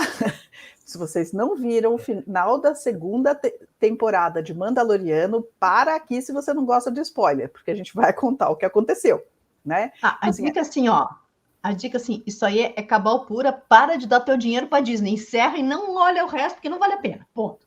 Né? Aí a gente chega em dezembro do ano passado, no último episódio da segunda temporada do Mandaloriano, chamado O Resgate, tá? Então, que a gente estava lá com o Baby Yoda, estava quase sendo pego pelo Império e não sei o quê, e aí eles estavam quase assim, lutando para resgatar o Baby Yoda, que àquela altura já tinha apresentado uma habilidade para a força excepcional, e aí eles estavam naquele momento assim, todo mundo perdido na vida, assim, então ferrou, agora a gente tem que lutar contra androides, contra robôs que são super poderosos, não sei como é que a gente vai sair vivo daqui. E, de repente, chega uma nave, aquela X-Wing, né? Uma única, no lugar que eles estavam. E aí, assim, uma das personagens brinca e fala assim, nossa, que ótimo, um X-Wing para nos ajudar. Só que os fãs do lado aqui estavam assim... Quem é que chegou? Isso é fantástico. Aí, uma figura de capa, olha... sabre começa, eles estão olhando por uma tela. E é o sabre verde. Eu botei a imagem aí, amiga. Eu botei a imagem. Peraí que não apareceu. Tá no chat privado. Tá no chat privado. Eu botei o link. Desculpa. Você dá uma olhada. Faz o seguinte, Dini. Compartilha aqui, porque se você compartilhar aqui a tela, eu consigo subir para cá. Detalhe, o detalhe para quem entende, sabre é verde. Vocês sabem a história dos sabres? A primeira cena, na verdade, assim, aparece em preto e branco e todo mundo estava achando que era a Sokka que tinha aparecido uns episódios antes. E aí, de repente, assim, aí aparece colorido, é o sabre verde. Aí você vê, assim, um monte de gente começa a chorar naquele... Eu, inclusive, tá? Eu choro toda vez que eu vejo. Começa a chorar naquele incrível, ponto. Eu perdi o fôlego. Né? E aí, assim, e aí ele chega no final, ele vai simplesmente destruindo todos os robôs no melhor de um verdadeiro mestre Jedi. E aí, no final das contas, ele destrói todos os robôs, abre a porta, e aí o Mandaloriano pergunta para ele assim, você é um Jedi? E ele responde, eu sou. E aí tira o capuz, e é o Luke Skywalker. Aquele ponto pegou gente, né, assim, que nem eu, de quase 50 anos, porque fazia quase 40 anos que eu estava esperando ver o Luke Skywalker que eu vi lá na década de 80 e que nos roubaram com os episódios 7, 8, 9. E eu só fui entender isso quando eu assisti esse episódio, porque para mim assim foi tão impactante, eu não conseguia entender por que eu estava chorando, por quê, o que está acontecendo, não sei o quê. E aí eu percebi o quanto me magoou os episódios 7, 8, 9. Né? Eu não tinha percebido assim que isso assim tinha sido eles destruíram o 7, 8, 9, eles destruíram o Solo, destruíram a Leia e destruíram o Luke. Eu acho que exatamente o trio que levou tudo para frente, né? De humanos. O meu computador ele está com uma configuração que ele não está deixando eu compartilhar a tela, gente. Só lembrando. Eu botei para compartilhar aí, ver se colocou? Vê se você consegue. Ver. É esse aqui? Eu coloquei uns dados aí depois para você. É esse aqui?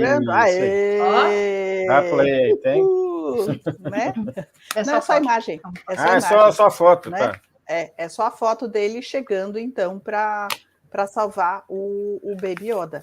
Né? Eu não posso deixar de falar isso aqui, Thaís, por favor. Fala. Quando chega, agora é... Puxa vida, não me lembro agora. Tô falando uma coisa, fui falar e falei besteira, não lembro qual que é. Mas eu acho que é, né?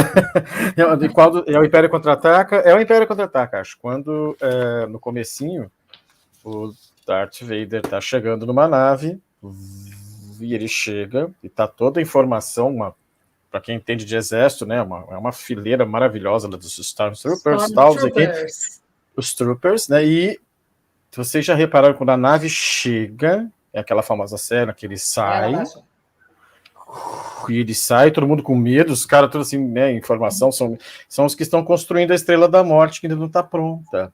Então ele desce, né, e diz, e o comandante chega, oi, Darth Vader, estamos todos, que bom, o imperador não está nada satisfeito. Ele falou, mas o imperador, então você fala com ele, já que ele está vindo aí. E o cara, o imperador está vindo, então... Mas o que eu quero destacar dessa cena, pena que eu não tirei foto, é que quando ele desce, há uma formação, naquele monte dos troopers em branco e tal, e tem 4 em volta de vermelho. Sabe o que é aquilo? Vocês já viram essa cena muitas vezes? Já. Na Missa do Galo. Na Missa do Galo. Aquilo foi copiado... Exatamente, o Vaticano, todo aquele monte, os cardeais lá, que é aquela partezinha que a gente não pode falar.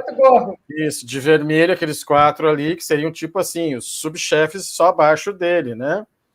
E ele desce, o imperador junto, quem tá aí, aqueles 4 de vermelho. E as roupas iguaizinhas do Vaticano, as cores você vê de longe, assim, exatamente, né? Cadê o barulho? E as roupas, lembrando que as roupas também... Isso eu não podia deixar de falar. As roupas do Império, se você olhar desde o primeiro filme lá, que eles têm aquele bonezinho, aquela roupa que tem signo assim, nada mais, nada menos, eles falaram isso, eu vi o Jorge Lucas falando que eles copiaram as fardas nazistas. Porque aquilo é muito nazista. Aquilo é farda nazista, só trocou o símbolo, aquele capzinho que tem todo aquele lance. Tá tudo certo. Não adianta ter piti aqui, vai eu botar o pé na jaca, né? Algo Boss falou, não, a gente fez, mas a gente não fez. Tá, fez sim, foi Algo Boss que desenhou os uniformes nazistas na época. É aquele corte da Algo Boss. Foi ótimo! Pirata racional! Papa Vader! Papa Vader. Exatamente, né? Não o Papa, eu acho que o Papa seria até o imperador, né? Talvez um faz tudo do Papa. Seria É o Papatini.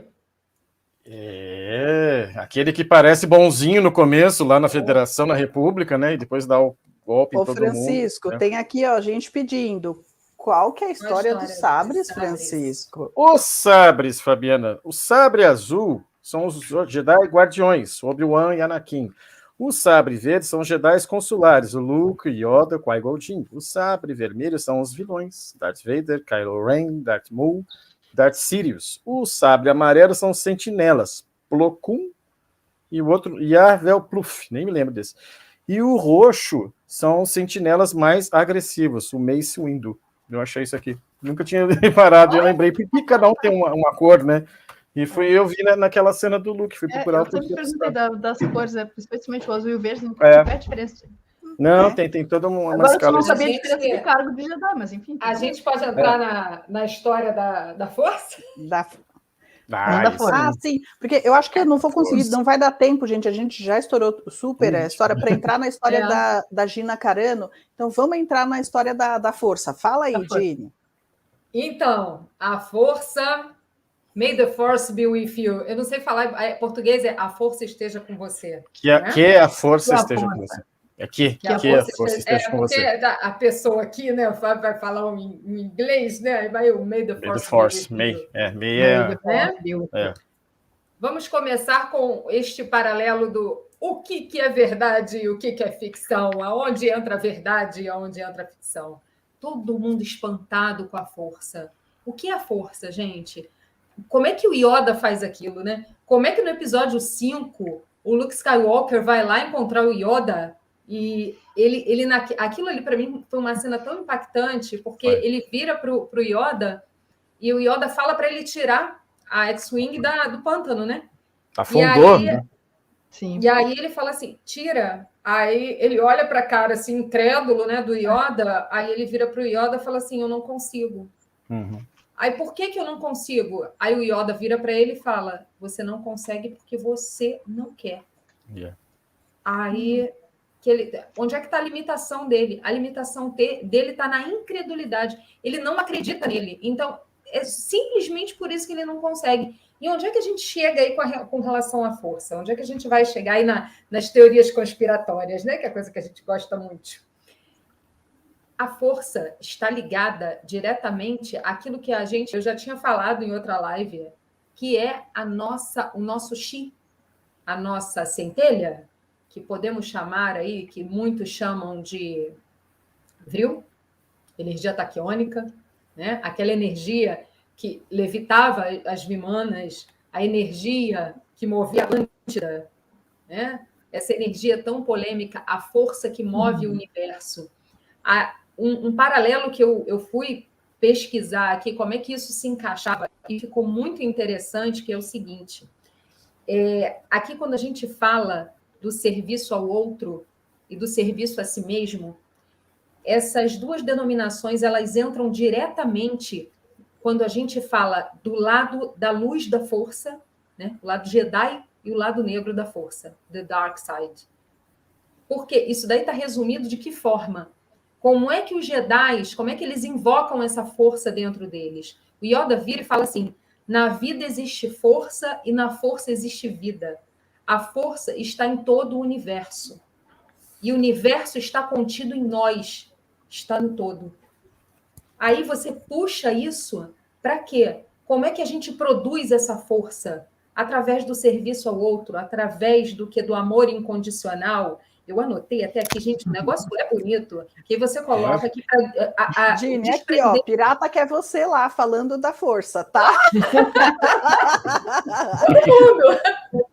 Queremos desprender tudo que nos prende, que nos enraiza ao ego, né? A sentimentos baixos. Aí, quando a gente vai e pega e faz essa analogia com a escala de Hawkins, né? Que a gente vai abaixando a frequência da raiva, do medo, da angústia, né? E aí é justamente onde o dark side, onde o lado negro da força, é de onde eles tiram a força, é do serviço a si mesmo. Eu falei, gente, olha que sensacional isso. Eles usam a raiva para produzir a força, e como é que o lado da luz usa né, os próprios sentimentos para produzir a força, através do amor incondicional, através da preocupação com o outro, através do coletivo, através do todo, da energia do todo. E aí você pensa, como é que eles chegaram nisso para criar, dentro de um filme de ficção, essa história da força, para deixar a cabeça da gente assim, gente, olha só, isso daí é ficção, né? Absurdo. Eu ficava brincando com meu filho, gente, essas portas de shopping que abrem, né? Foi real para a gente criança. Para a gente não era ficção quando a gente era criança. Não, para a gente não, mas acontece que hoje, se você pegar e assim, falar com qualquer criança, é muito diferente, né? A etapa que nós vivemos lá atrás, até isso conseguiram tirar um pouco, né, dessa fantasia toda, da gente crer no conto de fadas, né? As crianças até fantasiam até uma certa idade, mas isso já se perde muito cedo, muito mais cedo do que na nossa época, né? Essa fantasia. E o que gera isso assim, uma... Eu falo que é quase que uma... Você vira pedra, né, gente? Parece até que a medusa te enfeitiçou e você esquece disso tudo. E aí, o que eles fazem? O que eles falam? A força é uma ligação espiritual metafísica de poder onipresente. Ela está ligada diretamente ao controle que você tem, não só de você, mas ao controle que você tem do universo. E uma coisa que eu não sabia, não sei se vocês sabem, eles dividem a força no filme em força viva, que é o Living Force, que lida com a energia das coisas vivas, o Cosmic Force, que é a força cósmica, que lida com a energia do pós-morte, que é do mundo espírita, e é onde o Yoda, né, fica aparecendo, e o Obi-Wan, né?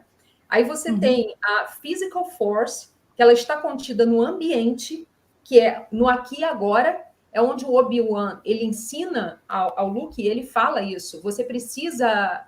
ao Luke, não, desculpa, ele fala com o Anakin, você precisa tirar a força do aqui e agora, você tem que viver o momento, que é a força física, é onde ele consegue se desconectar de tudo que está à volta, para ele concentrar a força.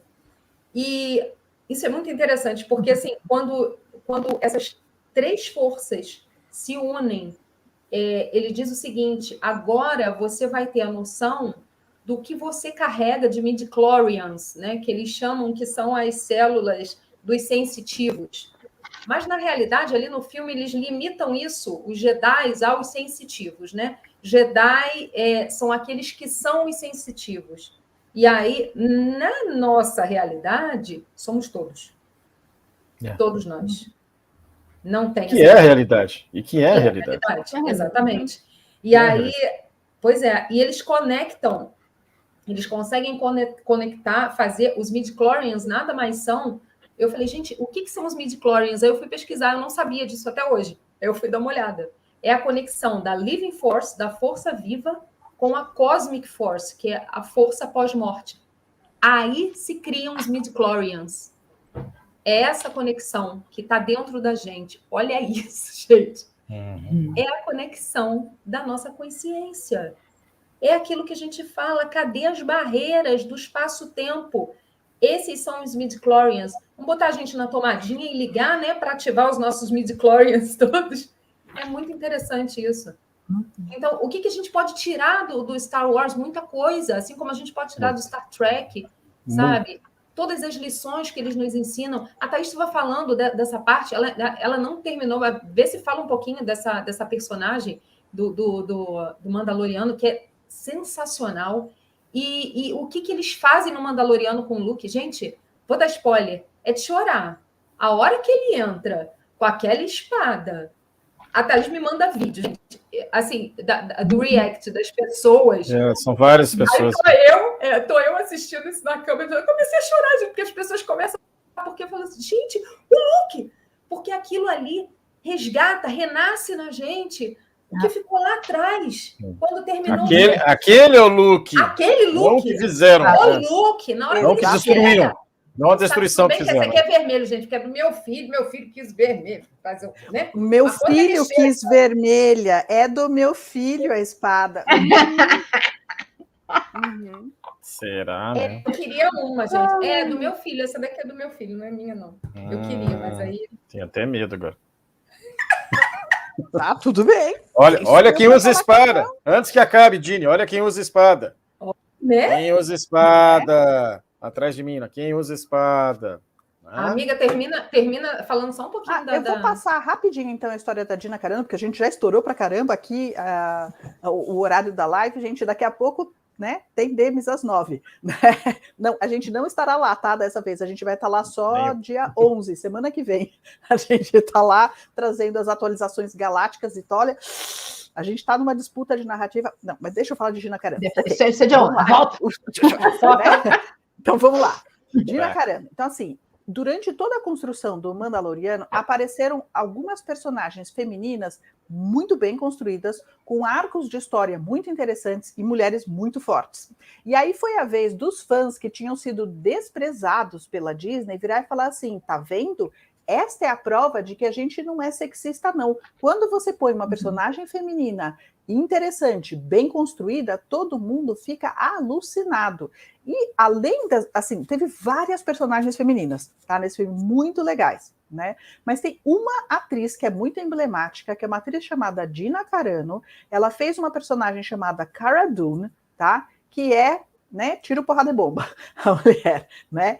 E esta atriz, ela começou a carreira como lutadora de MMA. Ela é ex-campeã de MMA, que a uma certa altura, quando terminou a carreira dela no MMA, aí ela se torna atriz e tem trabalhado em filmes de ação, porque, obviamente, assim, o pessoal no set falava assim, e quando você está fazendo, né, as cenas de ação, a maioria dos dublês fingem, dos atores fingem que estão tomando um soco, mas eles não têm ideia do que é tomar um soco na cara. Ela sabe muito bem o que é isso. O que é tomar porrada e dar porrada, né? E aí, assim, então, esta personagem foi sendo construída e ela teria uma série baseada na história dela, que se chamaria, acho que é Nova República, né? Este ano. Mas aí, assim, o que acontece dentro da Guerra Civil da unidade Lucasfilm, né? Esse personagem forte ia pôr a perder, porque as pessoas estavam gostando tanto disso, que não era do interesse da senhora Kennedy lá em cima. Aliás, aproveitando para falar que quem pergunta, mas os Kennedys são... Então, não dá para você dizer que todos os Kennedys têm uma orientação específica. O que há indícios é de que os Kennedys são uma das 13 famílias dos Iluminados, né? Então, existem alguns Kennedys que estão do lado negro da força, mas não necessariamente o JFK e nem o Jr., né? Então, assim, sabe que eu vi uma listagem, Thaís, bem recente, que reduz as 13 famílias para 9 famílias atualmente. É provável. Sim. Né? E mesmo porque elas vão se... Também por causa do defection de alguns aí. Né? E aí, então, assim, essa personagem começou a ser minada, mas assim, começaram a fazer, nessa guerra civil que existia dentro da Lucasfilm, chegaram a fazer coisas ridículas com ela para ver se tirava a mulher do sério, que eram coisas assim, do tipo, ela ia para a sala de maquiagem, e aí propositadamente a maquiadora errava o tom da base dela. Sabe os negócios assim? Porque uma pessoa mais fraquinha das ideias já estaria dando piti, né? Sabotagem, já saía do seu centro e faria uma cena ruim. Ela seguiu tocando o negócio, né? E aí, o que aconteceu? Depois dessa história em dezembro, que, assim, muita gente, eu inclusive, comentando que esta cena final da temporada 2 do Mandaloriano, assim, quando tinha gente comentando que, assim, o título do episódio, que é o resgate, falava assim, vocês não resgataram, não era o resgate do Baby Yoda, é o resgate da minha memória de infância, né? De tudo que eu esperava de alguém que concluiu a jornada do herói. Né? Vocês resgataram o Luke Skywalker que eu queria ter visto e que eu demorei 40 anos para ver. Né? Então, assim, o que acontece? E aí, o que acontece, assim, o outro lado, né, o lado negro da força dentro da Lucasfilm, não podia deixar que isso evoluísse dessa forma, porque deu um lucro absurdo para a Disney, né? Um final de ano vendendo brinquedo absurdamente, muitas assinaturas na plataforma Disney Plus, uma vez que os cinemas estavam fechados e não tinha mais como lançar filme, então era uma fonte de renda muito importante, né? E aí, então, o que o lado negro da força faz? Dá um jeito de usar um post da Gina Carano para mandá-la embora sem avisá-la. Ela ficou descobrindo pelas redes sociais, tá? E foi um comentário que ela fez, que era um comentário ligado à pandemia e tudo mais. É assim, aí entenda que esta Gina Carano é uma mulher que era de orientação política republicana, enquanto quase toda Hollywood é democrata. Né? Então, apoiava o candidato à presidência que não ganhou na virada do ano, o topetudo, né? O loirão, como a gente costuma falar, né? O loirão topetudo, né? E não tem muito problema em falar o que ela pensa. E aí, então, assim, aí entra toda uma cena em cima de mandar ela embora, assim, de um jeito ridículo, humilhante. O famoso cancelamento, que agora a gente acabou de ver semana passada aqui no Brasil. Né, mas o que é interessante é que, assim, a hora que fizeram isso com ela, os fãs começaram a falar assim, vem cá, vocês estão falando que estão cancelando ela por conta desse post aqui, mas o outro fulano, que é o ator de Mandaloriano, que é o Pedro Pascal, fez um post pior. Por que ele não foi mandado embora? E aí começou a acusar a Disney de ser machista, né? E aí o tiro saiu pela culatra. E saiu ainda mais porque resolveram fazer isso com uma mulher que foi campeã de MMA. Ela não é guerreira nas telas porque ela é atriz. Ela é guerreira de verdade. E essa mulher fincou o pé e falou assim, eu não vou ceder. Né? Aí tava todo mundo, eu amo a Gina Carano, ela me representa. Eu também tava, Gina Carano para. E aí o que um monte de gente fez nesse episódio, no começo do ano, cancelou a assinatura da Disney Plus, tá? E aí a hora que assim, a principal receita, porque os parques estavam fechados, os cinemas estavam fechados, a principal receita potencial da Disney caiu tão vertiginosamente que o presidente da Disney não teve outra opção além de começar a negociar politicamente a saída do lado negro da força da unidade Lucasfilm, né? Claro que assim, isso está rolando desde então, tá? Muita coisa está rolando nos bastidores que a gente não está vendo, mas o que eu entendi dessa história? Isso representava a energia da época de assim, a forma da gente evoluir é tomar consciência do que está acontecendo. Então, assim, tiraram o véu à força, né, para que a gente visse o que estava acontecendo dentro da Lucasfilm, para que a gente tomasse contato com a nossa frustração do que fizeram com o personagem emblemático que foi, zoaram com Luke Skywalker, com a Leia e com o Han Solo. Assim, acabaram com esses personagens para ser substituído por uma neta do Palpatine. Hello! Né? Como diz um amigo meu, assim, acorda para cuspir, moleque! Acorda! E como eu já ouvi, a neta mimizenta, né? A neta mimizenta. Ai, gente. Não. Né? Não, e aí a gente vai ver a crítica especializada traçando loas, como a série, como os episódios recentes foram muito melhores que o original. Sim. Inclusive, porque era isso que a Kennedy queria, né? Provar que ela era muito melhor do que o George Lucas. É aquele negócio assim que você fala assim, Minas, o que você bebeu? O que você bebeu que te deixou assim tão, né, fora da realidade? Porque cheirou uma maconha estragada, né? E como é que você mexe com personagens icônicos, gente, completamente construídos no nosso imaginário, que já estão ali solidificados já há muito tempo, e você vem mexer e quer... Tudo bem, eles querem lançar, a mimizentice deles, eles colocam a Rey, colocam o que for... Mas não mexam com o imaginário, não desconstruam a imagem que foi construída lá atrás, porque o tiro sai pela culatra. É que a agenda está pesada. Mas gente... Mas gente, daí, muito pesado, e as pessoas estão numa hipnose tão profunda, que tem gente que está se dando conta disso porque a gente está falando.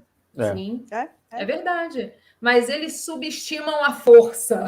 É isso que eu ia falar. Já não há mais regresso. Tanta coisa bonita que vocês falam em tantos canais, às vezes eu estou junto também. Não há a mínima possibilidade da vitória de alguma coisa que não seja do bem. Acabou. A gente tá vendo a baratinha, quando você joga inseticida e a barata fica aqueles últimos... a baratinha mexe a perninha... a gente tá vendo as perninhas da barata, não tem mais jeito, ela morreu. A mão na cintura e fala assim, deu, hein? E o pior é que a gente vira essa barata, ela sai caminhando mesmo morta, é um inferno isso. Aí parece que tá não, aí já é filme de terror. Já... A bicha sai toda... Mas barata assim não morre. Como é que são as baratas? Como é que essas baratas aí em Santa Maria? Não sabe que morreu, criatura. Fica, né? Entendeu? Gente, tem gente que assim, morreu e não sabe. Entendeu? Acho que a gente terminou. É que nem ser idiota.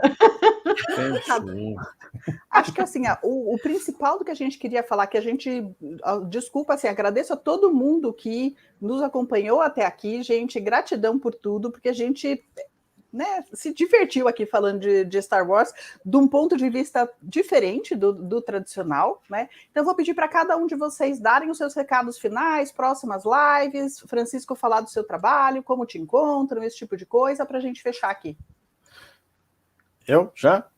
Tá, gente, tenho que passar de uma vez por todas o meu Twitter, porque tá difícil o resto dos contatos. Então é @Francisco Regressão Terapêutica, eu faço regressão interdimensional, eu adoro esse povo aí, a gente está sempre junto para lá e para cá, qualquer coisa, procurem por ali, tá bom? Twitter beijo no coração de todos. Twitter ou Instagram? Instagram, falei Twitter, mas é Instagram. @Francisco Regressão Terapêutica. É o Instagram. Tem tanta coisa que já... Tá, mas é por ali. Ali tem todas as mídias também, dá para qualquer coisa. As três maricotas aqui estarão dia 5, né? Agora com o Daniel D'Andrea. Daniel D'Andrea, no canal do Fênix. Dia 11 a gente... por favor. Quem não conhece o Daniel D'Andrea, procure no Rumble direto, porque o canal dele do YouTube, os 3 canais estão todo capenga, ele teve que tirar um monte de coisa, então procura lá no Rumble, Daniel D'Andrea, como é que é? Pegando no Pé Oficial. Vale muito a pena, gente. E depois a gente tem dia 12, eu deixo com a Japinha aí para ela continuar. Dia 12. Dia 11 a gente vai estar no Demis. Né? A gente vai... Então, dia 11 a gente vai estar no Demis, falando sobre a última atualização galáctica, a gente vai trazer aí a batalha de narrativas do Disclosure. Dia 12 a gente está no Flávio Vale, entrevistando John de Souza, que é FBI aposentado que deu origem ao Arquivo X, e assim, tudo de bom, entrevista em portunhol fluente, tá? Freeze! FBI Freeze! Lembrei. Desculpa, dia 19 também estou no Flávio Vale, com a Anne e mais alguém, que já não sei mais quem. Então, dia 19... Se não é alguém ter agenda, eu nunca sei nem que dia é hoje. Então, assim, eu te falo sempre tem que avisar. Alguém vai dizer para onde eu tenho que ir. De madrugada a gente se acha aí, fala, é sempre assim. E respondendo aqui a Beatriz que perguntou, o próximo curso de registros acásticos vai acontecer no final de semana de 20 e 21 de novembro, tá? Para pegar a informação é só entrar no meu site, eu vou colocar na descrição do vídeo depois, é akashemoto.com.br/curso, mas eu coloco na descrição aqui depois. E, gente, todo mundo convidado aqui para, né? Isso, o Ali está lembrando aqui, às 21 tem Demis, então assim, é só o tempinho para pegar alguma coisa para comer, sentar na frente do YouTube de novo e engatar no Demis daqui a pouco e terminar o feriado, super bem. Meu filho. Né? Então, gratidão a todo mundo aqui. Deixa ele aqui. Boa noite para todo mundo. Boa noite, pessoal. Boa noite.